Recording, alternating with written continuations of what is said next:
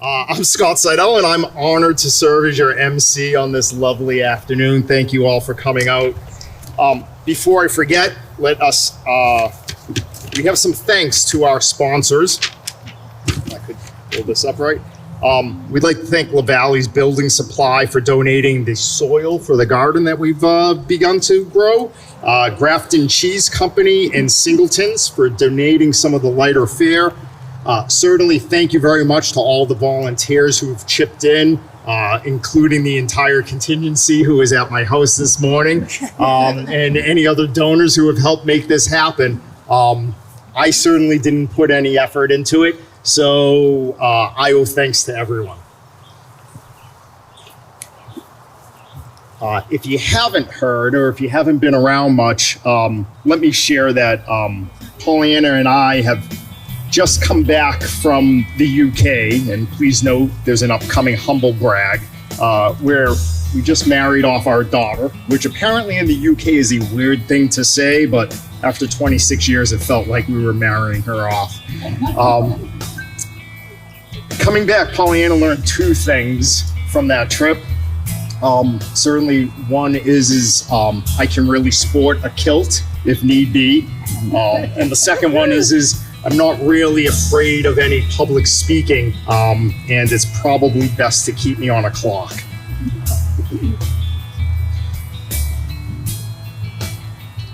So while we were in the UK, I had the honor of delivering the father of the bride speech. Right? And after that, Pollyanna had said, well, perhaps you could act as an MC today, and I was happy to oblige and asked what she'd like me to say, to which she replied, don't worry, I'll send you an agenda and some important notes. So I'm going to take a few minutes just to share some of the notes that she said. This is not a roast. Be nice. No cussing. Don't be sassy. We took the boy out of Boston. Please take the Boston out of the boy. And remember, no cussing. Well, I've got nothing, folks. So without further ado, let me please introduce Susan Block, our interim executive director, to kick off today's festivities. Thank you, Susan.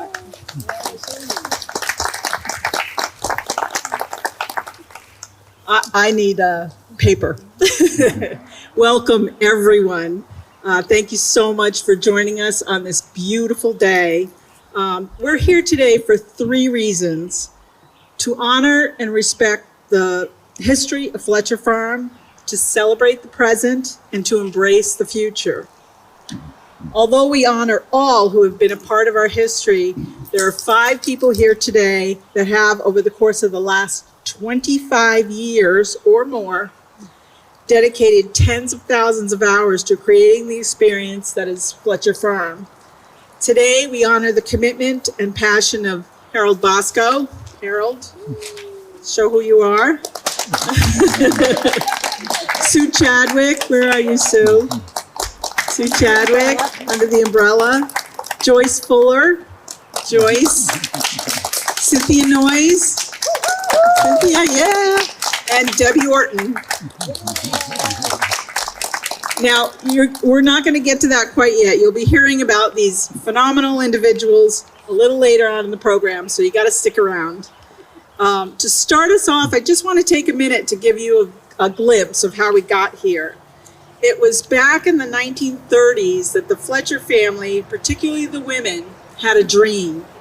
They envisioned that this property would be a space where artists and creatives, craftsmen, would come together for education and sharing for many years into the future.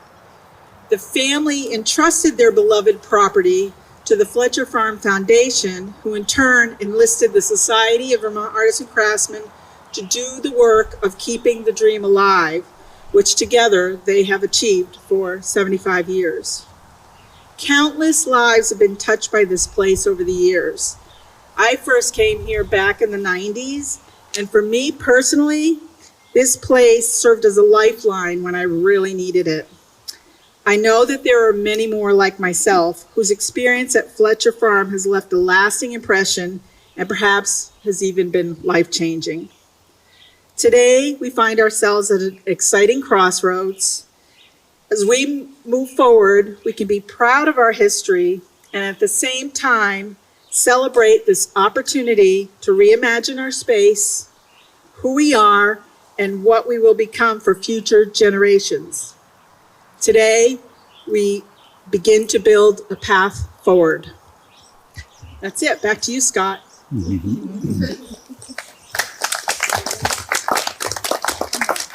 Thank you, Susan. To keep everyone abreast of what's coming up, we'll be honored to hear from our brilliant keynote speaker shortly, to be followed by an honorific to our distinguished volunteers.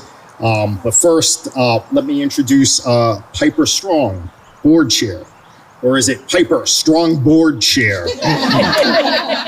Or perhaps Piper Strong Board Chair. Punctuation matters, folks. Piper, let me hand it over to you.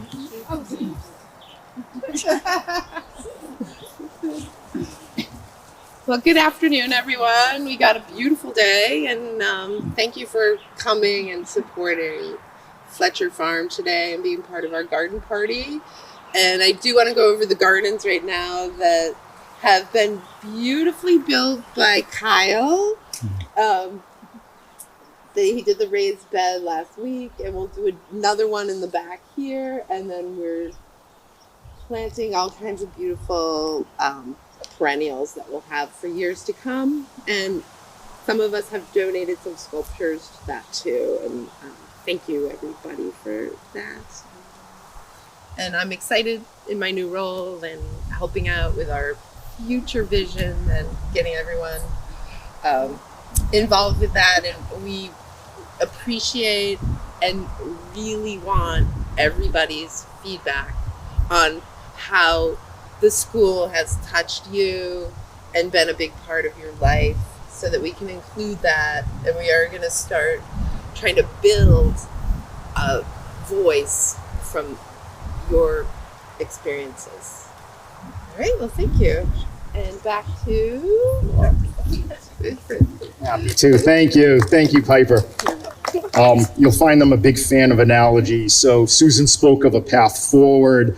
Piper, you hinted at it certainly too. Remember, we're in Vermont. Sometimes to cart your pathway through, you need to wear your muck boots. It can get a little bit messy. It takes a lot of dedication, and that's a little bit of why we're here today, to certainly honor the folks who have dedicated so many times, so much effort, hopefully a few dollars along the way. It can get messy, but certainly the view once you get there is fantastic. Again, recognizing I have the opportunity to step back in the shade. You folks are there out in the sun. I will try to keep moving this along. I am happy to introduce our keynote speaker, Eris Fisher-McMullen. Right behind you. Right here. Thank you so much. Hi, everybody. Thank you so much for having me today. What a gorgeous day. This spring has felt so amazing. I'm sure others, especially those of you who are spending time in your gardens, hopefully feel the same way. I was sitting in the shade, but 3 butterflies still managed to visit. So if you saw me distracted in the back, that was clearly the pollinator garden is in the right place. Just in terms of my background, and I want to thank everybody for inviting me. I was invited because I live my life at the intersection of art and science. My background is as, I guess my academic background is as a veterinarian and wildlife biologist, but I do also have my own art practice, but also an art gallery in Chester, Vermont. And so I was asked to come here today because of that unusual background. I am also a biology professor at Colby Sawyer College, and I wanted to share a little bit about that experience and how art and science have been unbelievably important in my life. And both are part of every day and everything that I do. The biology course that I teach most frequently is, in a word, infamous. College students across the country turn white and sometimes an odd shade of nauseated green when they hear they have to take this course. They panic about the upcoming semester for what I suspect is months in advance. I can hear them twittering in the hallways, sharing the legends and more often the folklore related to what they consider a truly terrifying and difficult course. Yes, it's the dreaded anatomy and physiology. If any of you have ever had a person around you or in your family in the nursing profession, or maybe pre-med, pre-vet, all of them have to take anatomy and physiology.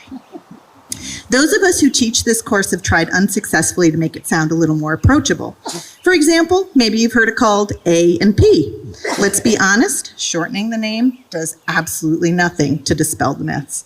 The first day of class, students are silent, sitting rigidly at the tables. They guzzle caffeinated beverages, bloodshot eyes fixed on the front of the class, pens poised onto notebooks, waiting to furiously record every word that comes out of my mouth. So you know what we do? We color. In my beautiful, well-appointed, state-of-the-art A&P classroom, the most utilized tool is a gargantuan box of colored pencils. And yes, although we are on a college campus, we keep the massive box of Crayola crayons handy. Of course, concepts in anatomy and physiology are challenging. There's no escaping the sheer volume of information students need to learn, not only about the bones and of the muscles of the body, but about different organ systems and, importantly, about cells and cellular function. But to get them truly curious, to have them think about structure and how it connects to function, we draw. We add color, depth, and ultimately context to what at first seems abstract and completely overwhelming. To me, science as well as art are human attempts to understand and describe the world around us. You may think of art and science as existing in different, even opposite spheres. If so, you might consider me a bit of an oddball. I came from a family full of artists. My mother was the owner of an art gallery in Boston for years. My sister spent every minute of her spare time painting, which she does to this day as an artist in Berlin, Germany. Uncles, aunts, cousins, all writers, philosophers, and museum curators. But as a young person, all I wanted to do was to watch and learn animals. I was a child obsessed, from frogs in the pond to starfish in tide pools to the praying mantis on the shrubs outside. You could not keep me away. Interestingly, my well-intentioned family found this all a bit unique. Early on, I was labeled the science person, albeit proudly and encouragingly. Of course, this identifier was reinforced by my choices in study and eventual work as a veterinarian, wildlife researcher, and biology professor. Sure, I admit it all screams science. And yes, passionate about science I am, to the core. But to me, art and science are so definitely, inextricably, clearly connected. Artists and scientists share a curiosity for the unknown and an appreciation for the beauty of natural phenomena. We crazy humans are explorers, and we explore our natural world through art and science. Exploration of nature and science through art has a deep and very rich history. If you've been to my nature-inspired gallery in Chester, you'll notice that we curate the space with a mix of antique and contemporary pieces. This is intentional. Some of my favorite antique pieces are the beautiful hand-colored copper plate engravings from Nicholas Culpeper. Culpeper was a botanist, an herbalist, and a physician from the 1600s, an individual whose ambition was to reform medicine by questioning traditional methods and exploring new ways to cure disease. He published the famous and somewhat radical English Physician with intricate, delicate hand-colored plates. The beauty in the herbal pieces is unique and powerful, and his philosophy is as captivating as the beauty of those hand-colored plates. He is known for having said the following: "This not being pleasing and less profitable to me, I consulted my two brothers, Dr. Reason and Dr. Experience. and took a voyage to visit my mother, Nature, and with the help, together with Dr. Diligence, I at last obtained my desire, and being warned by Mr. Honesty, a stranger in our days, I published it to the world. I have done it. I thought that was a beautiful quote. There are so many historical examples of artists who have combined science and nature. And we have contemporary examples as well.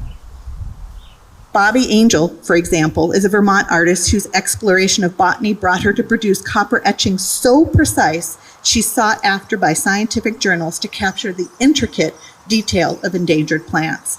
She works with scientists at the New York Botanical Garden and other institutions, using the specimens from those places to produce her beautiful copper etchings. There are no shortage of incredible contemporary artists inspired by natural phenomena, especially here in Vermont. I know more than a few, and undoubtedly you all do too. My friends Stan Sears and Zarabeth Joel are both accomplished Vermont artists. They are unrelated, both working with completely different media, but both are fascinated, if not obsessed, by the topography and geology of our beautiful state. Their exploration of that science forms their incredibly unique and powerful work. For me, personally, what started as a photography hobby has become my own exploration of color, light, and symmetry in nature's fleeting moments. I could add so many names here, and I'm quite sure you have many to add as well, because both artists and scientists know, regardless of how chaotic the world may seem, there is opportunity to witness the spectacular every day. I need to pause to acknowledge one significant difference between scientists and artists. While the emphasis and financial support of science, technology, and STEM, those fields, this financial support continues to grow. Artists don't share in that same gain. I take note of this every day, from the courses and discipline that young people are encouraged to pursue, to seeing the struggle of art institutions, galleries, and artists themselves. Sorry about the wind. But I feel passionately there is magic and hope in the intersection of science and art. And while the future might feel uncertain and the present can feel chaotic, I have faith that the future holds something new and beautiful. Fletcher Farm School is an important part of that future. The school has a beautiful mission: to provide an immersion into the world of arts and crafts while educating all ages in traditional methods as well as in new approaches to creative art forms in a unique and historic Vermont setting. This new pollinator garden adds to that incredible mission. I thought I might close with a bit of science. It is, of course, a part of who I am. So if you'll indulge me, I'd like to talk about caterpillars. I should probably preface by saying I am in no way, shape, or form a caterpillar veterinarian. Unfortunately, such a thing does not exist. If it did, I am sure I would pursue that. But bear with me while I piece together some caterpillar biology. Think about a nice, fat, happy caterpillar. Of course, we're not far from the land of Eric Carle, so you might as well picture the very hungry caterpillar. At a certain point in a caterpillar's life, after eating a lot of leaves, the caterpillar hits a goal weight. In fact, every caterpillar's final weight is encoded in genes. Then hormones shift, genes turn on, all sorts of synapses fire. The beautifully plump creature stops eating. And oh my, what happens inside next is unbelievable. It grows a little shell, the chrysalis, and inside is pure chaos. Once the caterpillar gets into that shell, it sort of melts. Head, legs, abdomen, they all just dissolve, literally. Tissues themselves dissolve into individual cells that make up those tissues, and some of the cells, they actually explode. And what's inside cells, building blocks like amino acids, the small pieces that make up proteins, they float around in the mucky muck. It's crazy and not just a little unsettling. It might seem like what's left can't be useful, But within that swirling chaos are little sections of scaffolding, and they have a name, imaginal discs. Those discs use the amazing proteiny soupiness all around them for the rapid cell division required to form structures, a head, legs, eyes, and of course, incredible wings. Then the magic happens. What emerges is something entirely different, unique and powerful and beautiful. A creature that is able to let go of the past and trust the future. One that embraces change and unfolds its wings to ride in the wind and savor the flowers. Thank you all very, very much for having me today. Hope the mic was okay. Oh, it was fantastic. Thank you, Eris. Thank you very much. Thank you. It's hard to follow something like that, especially if you're me. Remember, no swearing and saying Yeah, names. I went Remember- to school in Ireland, so the non-swearing was very difficult. Yeah. I will do my best not to be sassy. The analogies again, they continue to flourish in my mind. We are in the presence of a beautiful garden, and we could talk about the beautiful, nature's beautiful palette, or the growing of a garden analogous to growing of a community of volunteers. I'll take a slightly more controversial stance and say, let's take a moment to think about bamboo. I was out in the garden just yesterday, slashing back some overgrowth and found yet again some bamboo. And someone called that invasive, and you can mow it, and I've got my machete and I've hacked at it and I've tried to stomp it. And, instead of thinking of it as invasive, I like to think of it as persistent, somewhat like the snow on the mountains. Piper, you were out on the mountain in Killington today, yes? Right? So the persistence of bamboo, much like the persistence of our volunteers. You look and you can't figure out why they keep coming back year after year after year, but they do. So there must be something magical in the soil that makes that happen. And I'd like to take a few minutes and hope that you can share what that magic is that keeps bringing you back year after year.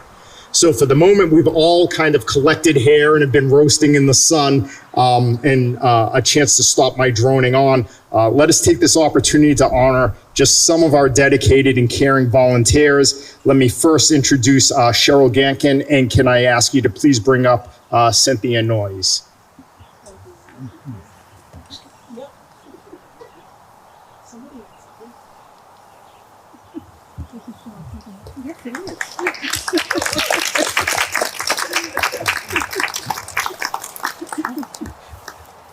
I've known Cynthia. Oh, I have to talk into this?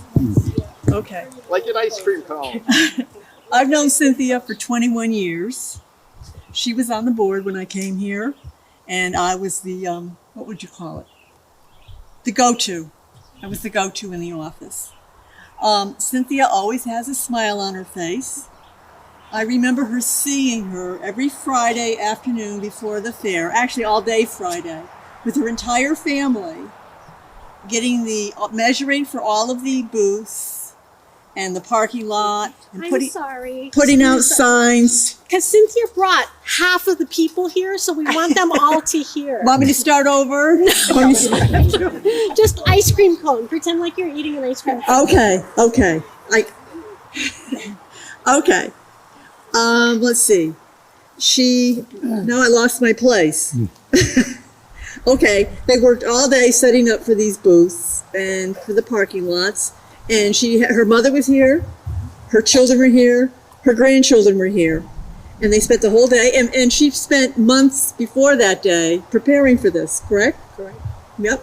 And it went off like magic. I mean, it was just, it always worked, and it was huge crowds. I mean, this whole field is full, and that field over there was full of cars for this craft fair that was unique. Now, the day of the fair, her mother and her children manned the booth, and Cynthia just made sure everything was running correctly. She always had pastries and coffee set up for all the participants. She spent the whole day making sure that everything ran smoothly. And after the whole thing was over, she had this all cleaned up and put away before she went home. So if you drove by here the next day, you would never know that there was a fair here. It was just amazing. And it was a huge miss, I'm sure. Now, I remember the day that some gentleman brought his dog, and he was walking down the fairway, and the dog eliminated.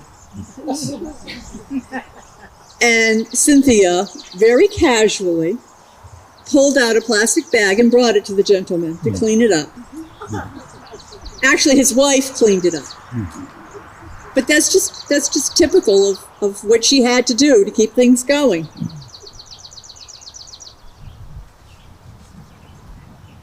I know.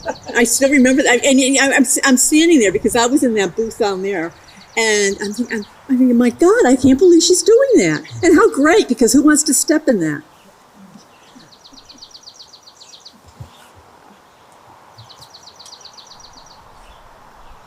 Now I lost my place. Well, anyway, to go on, Cynthia also had stuff in the craft shop that she also volunteered and manned. She was on the board. She helped to keep things running because we met once a month and we had to make decisions to keep things going. And we were really doing really well. And we were having fun because we were all friends.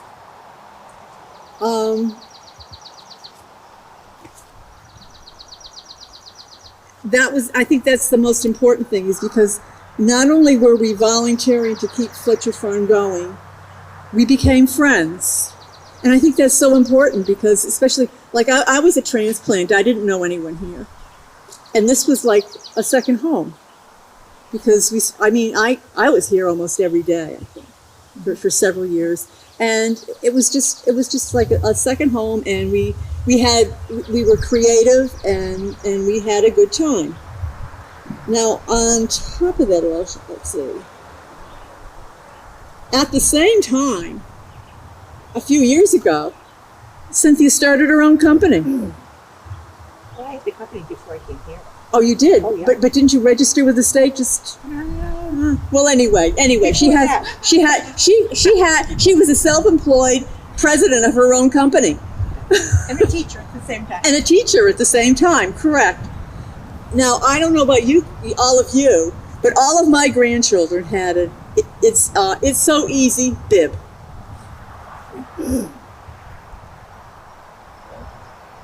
I guess. I don't want to tell you. I don't want to tell too much more because I know a few more things, but I don't want it to go public. But thank you, Cynthia. You did a great job. And actually, my ties here started in 1970. My first husband and I were cottage parents down to VOTC, which is the next property down that the foundation owned. And we came to live, but the apartment wasn't quite ready. So my son, the one in the blue shirt, was 1 year old at that time. And we lived down here in the corner. My job at VOTC was I set up a training play school for the girls that were at VOTC, and we had it in where the craft shop was. So this was, and I forgot to tell you about that. So I have many ties here. Thank you. Thank you.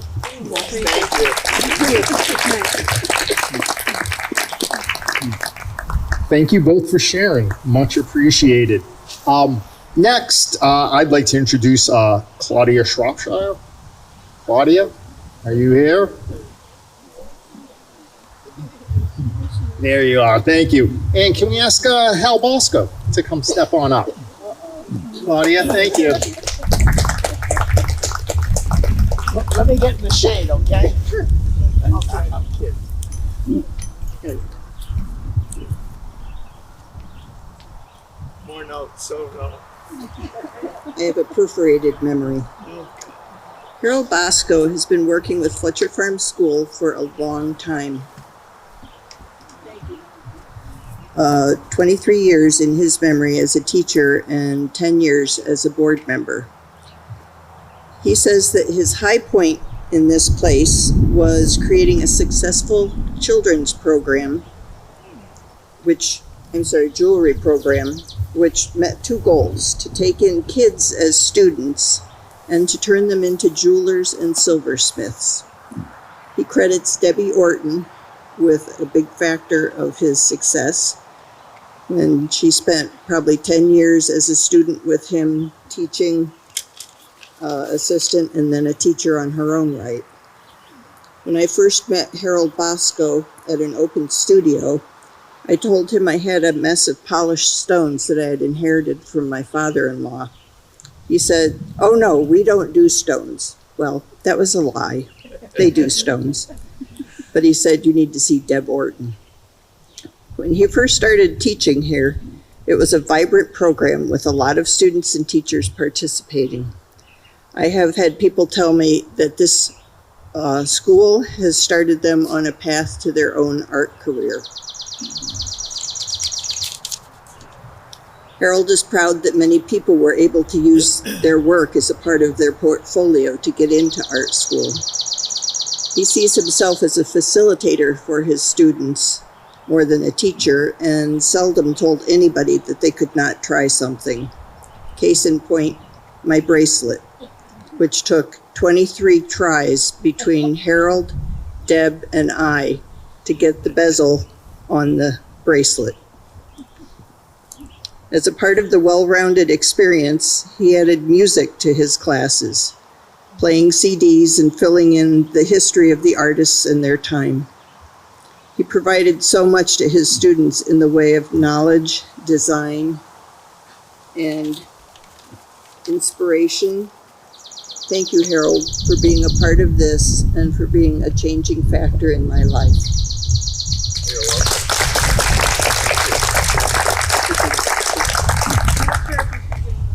Okay. I want to sing a song. If you ever go, darling, I'll be so. Thanks, Claudia. Of course she exaggerates. But we had a wonderful time. We really did. It was the best time of my life. My youngest was 2. My next was 6. We didn't eat anything at home that required chewing. And nothing we ate had any color. It was cream cheese or macaroni and cheese or English muffins and butter and that. I come up here, we're having a great time. So I'm getting all the credit in the world. I love it. Thanks. Thank you. Did I do that? Nope, I did that. I did that. It's usually me. It is. But Hal, don't leave. Because the segue almost gives itself away. Can we ask Debi Orton to come on up?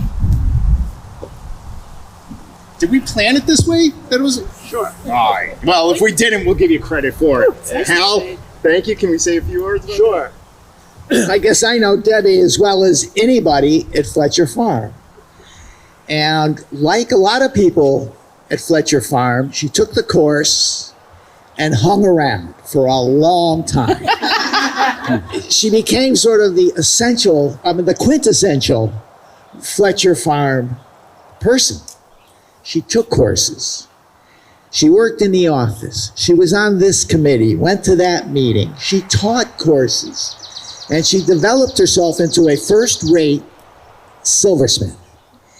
And I put up with her for 10 years. And what I mean by that is I was the instructor, and I was proud of that, I guess. And here's Debi. She's smarter than me. She's got as much talent as I do. She's always correcting my mathematics, you know. I like people who work with stones. Yeah, well, that was the glass, the polished glass. Oh, yeah. The stone people are friends of ours, Yes. the bead people and all of that. But Deb we took in kids, young people, and we would have a dozen students, and that would have been impossible. And it would have been impossible with just any TA. It was possible because we had Debi. Debi was a good teacher and a silversmith at the same time. And we know that, in sports, what kind of coach do you want? You want a coach that's a good teacher, and you want a coach that knows how to play football, I suppose. And that's what we had in Deb. And when we needed her, I said, someday you're going to be volunteering and running this school. And when we needed her, she stepped up to the plate and spent hours out of my shop while I suffered down there for the sake of Fletcher Farm. But I was glad to do it. And trust me, Deb is a very, very special person. She's very intelligent and she works real hard. And that's all you got to do in this world. That's it. Thanks, Deb. You want? Thank you. Debbie is shy, believe it or not. You want to say a little something? Well, okay. Before Fletcher Farm, I had looked around for probably 15 years. 15 years trying to find some place that would let me learn how to make jewelry of my own design. I'd taken a lot of classes, and it's usually go into the class, here's what the instructor wants you to make, and you're graded on whether or not you make that thing. And when I came here, it was like, the sky had broken open because I was able to make anything I wanted to make as long as, it made sense. Hal would stop me sometimes if I was trying something that was, a little over the horizon. But other than that, I found support here for creativity, things that I hadn't found in the academic world or the craft classes I had found in the Albany area. So that's what kept me coming back, is the ability to push my creative horizons. And I think that's one of the wonderful things about Fletcher Farm School, is it allows people to stretch, to grow, and to, realize their own ambitions. And that's it. That's why I'm here, and that's why I kept coming back. Thank you. Thank you, Debbie. Appreciate it. Can even make a wrist guard look like a work of art. Next up, can I please ask Lane Herschel to please come up, and if you'd be so kind to be accompanied by Sue Chadwick. Let's move this right over here to you. Thank you. Oh, thank you.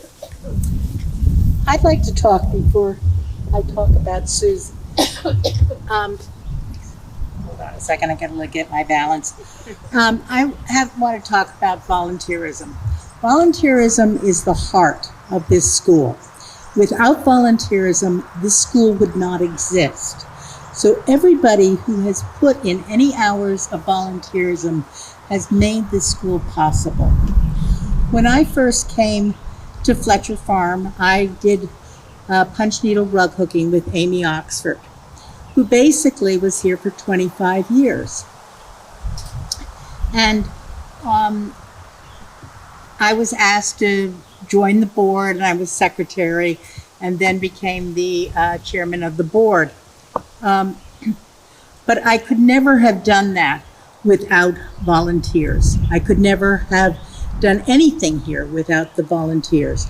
Being a board member here is not just volunteering a few hours a month to come to a meeting. It means being a committee or being the director of a committee, if you can find anybody to be on your committee.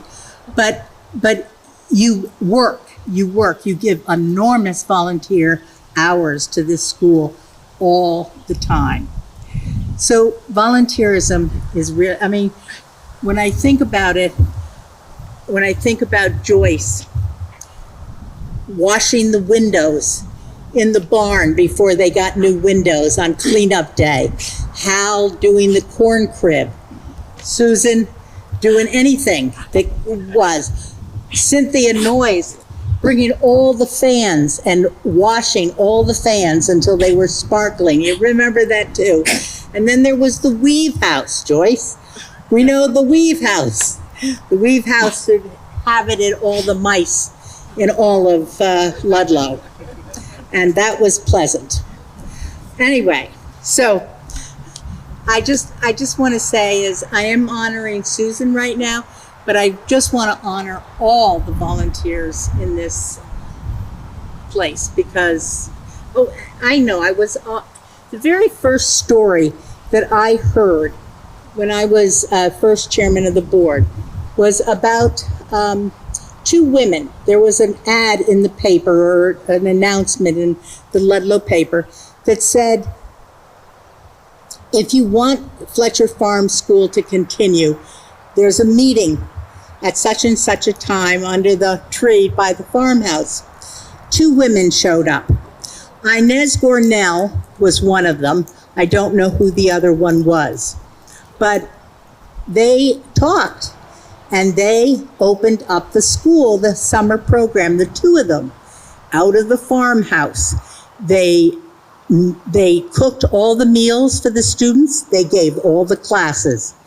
Inez was a painter, a china painter, and a canvas painter as well, too. I guess that's how you'd say it, fine arts. But anyway, and that really, to me, epitomizes how this school, although we may have our down times, we come back strong every time.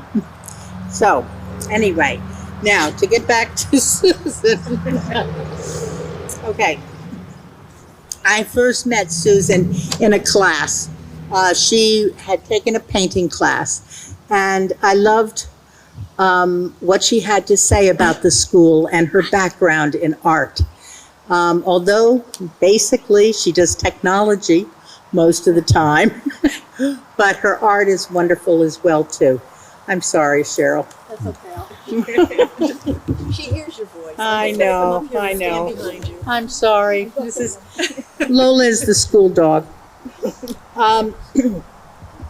Susan had many jobs here at Fletcher Farm. First job was campus director. Second job was administrator and registrar here at the school. And she was also a member of the board. Now, regardless of all that, she would observe what needed to be done here at the school. And one of the things that needed to be done was a sadly old-fashioned database. Or really, the database was legal paper, a pad of legal paper, basically. That was the computer database. And she spent months developing an access codes, I guess, what you call them, program, a database, and all on her own time. She also helped us. I would like to say it was out of date, and she updated it, but the website was so old it was really out of date. So she did a whole new website for us, and let me tell you, that's something as well too. And she continued to do that for years afterwards. Yes, she did. But she also became the director of our technology and publicity program as well too. And the other thing is, when you're a director on the board, you volunteer for other people's jobs. You help out at the craft shop, you help out cleanup day, you help at the festival, at the welcome booth, even though everybody tries to avoid you because they think you're going to want money for admission, right? Yes, they do. But she's given a lot of time and effort to this place with a smile on her face always, cheerful, positive, upbeat. I worked with her in the office for years, and I just feel honored to be able to talk about you today. It's been a pleasure. And, you know, Cheryl talked about the fact that we've all become friends.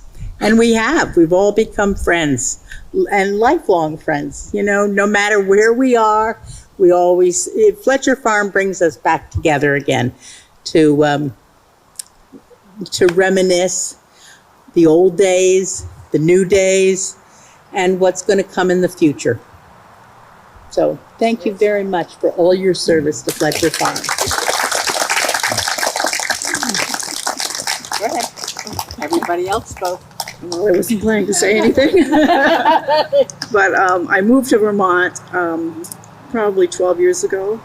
And this was one of the first places I came to, and I never left. This has become my home away from home, and I enjoyed spending time here, doing anything that I could do just because it was so much fun and because I enjoyed the people and the classes. And I really want the place to succeed and continue into the future in the same vein. And I'll be there to help, whatever I can do. Thank you, everybody. Thank you.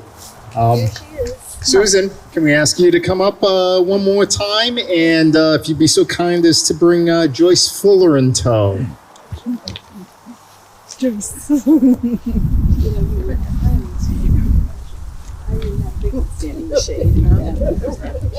It's my pleasure to ask you to join me in honoring Joyce Fuller. Joyce served this organization in many roles over the years. The titles she held were secretary, volunteer coordinator, campus director, registrar, instructor. That sounds like a theme, right? That's been going through here. It's like, I don't know, something about this place.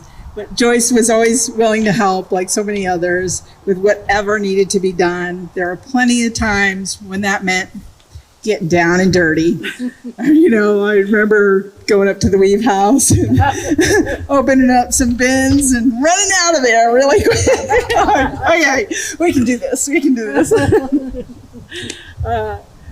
Joyce and Debi Orton and I were on the board together several years ago. I say BC, before COVID. It was at a time, another one of those times, right? We've been through it before. It was a time when the organization was seriously considering closing, but we were determined to find a way to keep it going.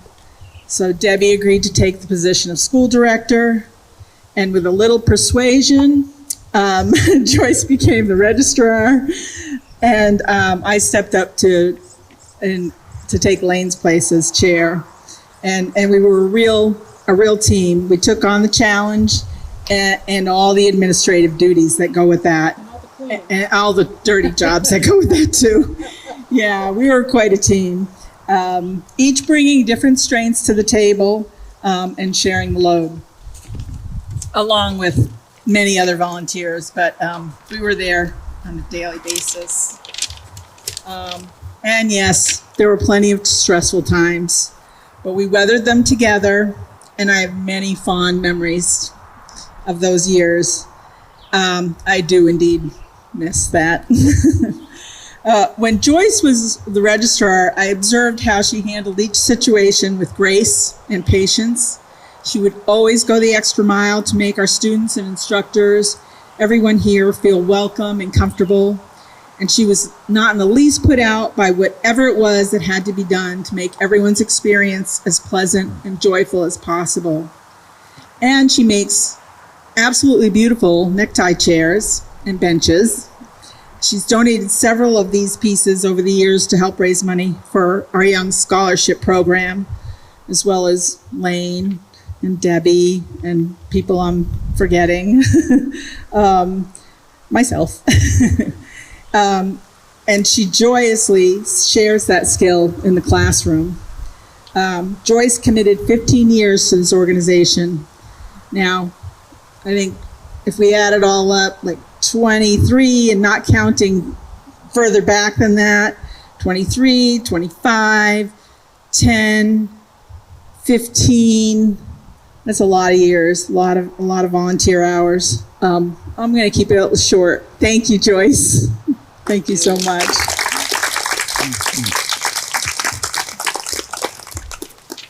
I just want to thank everybody that was a volunteer here or aspires to be a volunteer here in the future. It's the most wonderful thing. And yes, I was the volunteer coordinator, and sometimes I was asking people to help when the jobs weren't so fun. Cleaning the weave house when the barrel is shaking because you know there's something alive inside and you need to get it outdoors. But outdoors it goes, and where the work goes on and the laughter goes on, and it's so appreciated. And what happens with incidents like this is everybody becomes part of the Fletcher Farm family, and everybody watches out for everyone. Everyone wants to help each person, share all the good times, and work together to get through some of the tougher ones. And I can't thank everyone enough, first of all, who's volunteered here. And I have so many great memories from Cheryl and I holding down the tent that was almost going to blow away in the middle of the festival. And somebody came by to help because we couldn't do anything but hold the tent. It was going to take off. Or the shaking wastebasket in the weave house, or whatever was happening with the plumbing. Putting together the barbecue that didn't go together at the last 3 steps because we put a piece in backwards, Lane and I, on step 3. All these things add up to just wonderful memories, and how great a place Fletcher Farm is. And that doesn't even begin to touch on the classes. It just touches on all the warm feelings and good friendships that I've had here, and I hope to keep in touch with everybody. And thank you. It's been a great time, and thanks for being part of the Fletcher Farm family. Yeah, none of you are getting away too easy, because they may have stepped down from their positions, but so many of these folks still come and volunteer when we reach out. So thank you all who are here. I know, there's other people here, but anyway, thank you. Thank you. So I've been informed that the weave house is currently under control. Let us not be dissuaded from anything else. Thank you to Hal Bosco for wrangling what needed to be wrangled, and what other unmentionables may have happened up on the hill. There's one thing that has clearly come across in the last hour that we've been here, and thank you all for your patience. It's that everyone here, those who have been honored, those who have presented, those who have been honored, those who have just sat and listened, you have all answered the call. This community, this organization has made a call out to you, will continue to make calls out to you. You have tirelessly, and I say that a little bit sassily, have answered that call. But before you put your phones on Do Not Disturb, I do believe Pollyanna has yet one more call to make.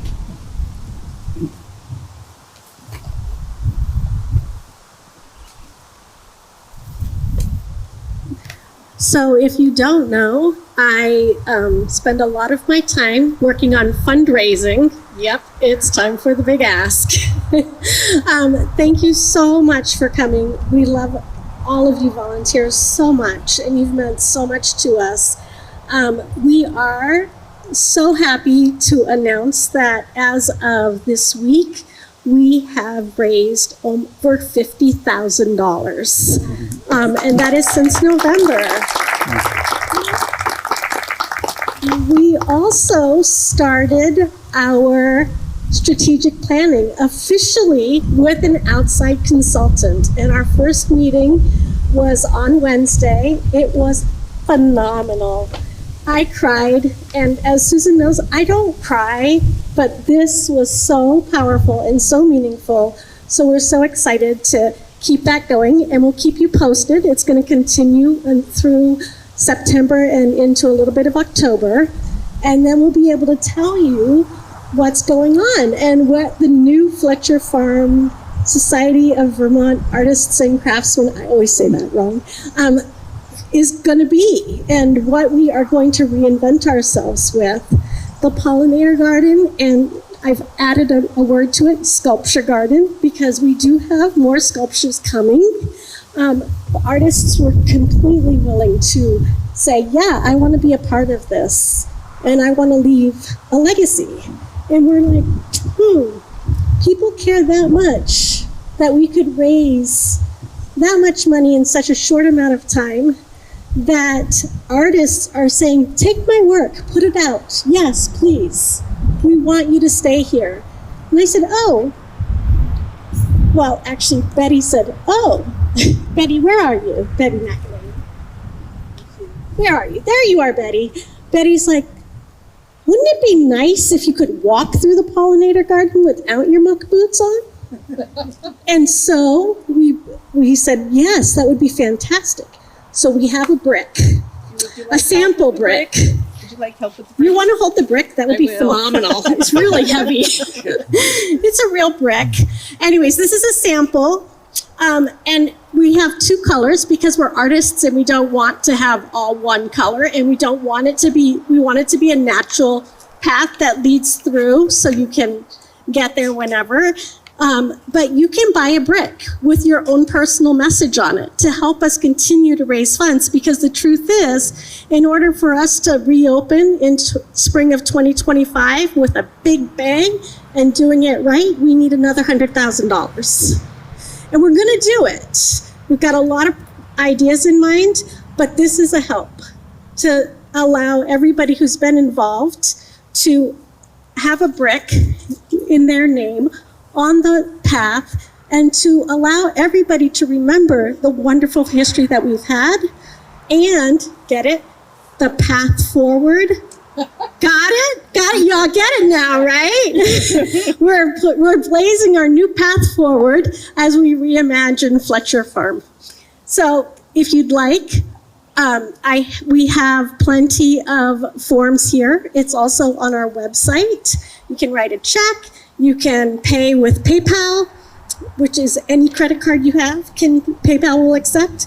And the great thing is, for our honorees today, they all get a brick. And they get to fill out a form with the message that they want, and they can have their own. They are the first 5 bricks that we will be putting in our garden. Say again, Debbie? Another brick in the wall. Another brick in the wall, that's us. Got that song, Scott? Cue that song. Okay. That's our program today. We are so happy that you've made it in this sweltering but beautiful sun. You all had to endure the 90 degrees, so for you this probably feels horrible. But I just got back from Scotland, and this is amazing. So thank you very much, everybody, for coming. There's cookies and shortbread cookies and lemon bars and more sandwiches and iced tea and lemonade. Inside, outside, please take your time, enjoy yourself, fill out lots of forms, and have a wonderful, wonderful rest of your weekend. Thank you all.